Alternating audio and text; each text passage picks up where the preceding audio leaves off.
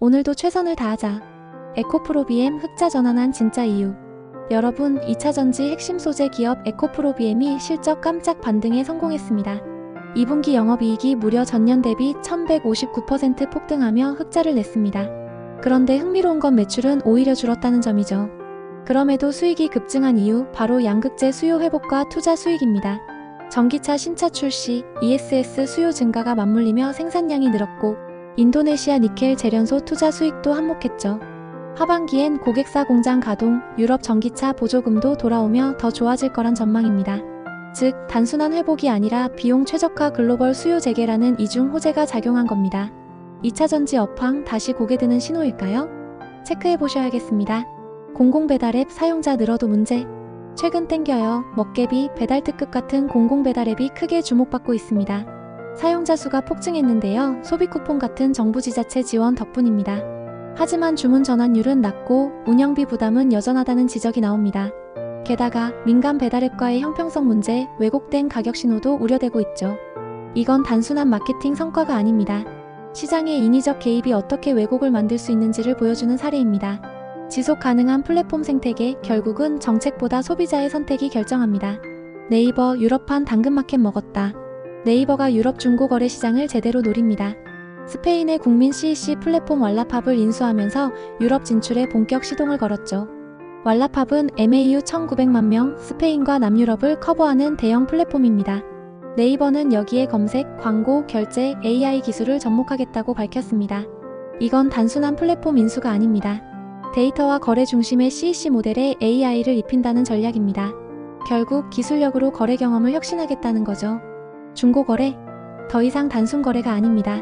데이터 싸움, 그리고 사용자 경험의 경쟁으로 바뀌고 있습니다. 한국 1위 자율주행 기업, 왜 일본으로 갔나? 한국의 자율주행 스타트업 AEG, 드디어 상용화한다는 소식입니다. 근데 일본에서요? 왜일까요? 한국은 아직 유상운송, 차량 판매가 금지된 규제 상태고, 그 사이 일본은 법을 고쳐 무인 자율주행을 합법화했습니다. AEG는 68만 km나 자율주행 테스트를 해놓고도 수익은 제로였습니다. 그래서 일본 종합상사와 손잡고 현지 진출을 결정했죠. 이건 단순한 해외 진출이 아닙니다. 규제 때문에 기술을 수출하게 된 역수출 사례입니다. 혁신을 키우려면 제도도 같이 움직여야 한다는 사실. 이제는 진지하게 받아들여야 할 때입니다. 동남아에 간 중국 기업들, 다시 중국으로. 차이나 플러스 원 전략 많이 들어보셨죠? 중국 기업들이 미국 관세 피하려고 동남아에 공장 세웠던 그 전략입니다. 그런데 이제 그 전략이 흔들리고 있습니다. 트럼프가 동남아에도 고율 관세를 부과하겠다고 발표했기 때문이죠. 헌적 수출도 막히고 생산 효율도 낮아지자 중국 기업들이 다시 본국 복귀를 고민 중입니다. 공급망 재편은 다시 중국 중심으로 움직일 조짐까지 보입니다. 결국 지정학 리스크는 공급망 전략까지 바꿔놓는다는 걸 보여주는 사례입니다.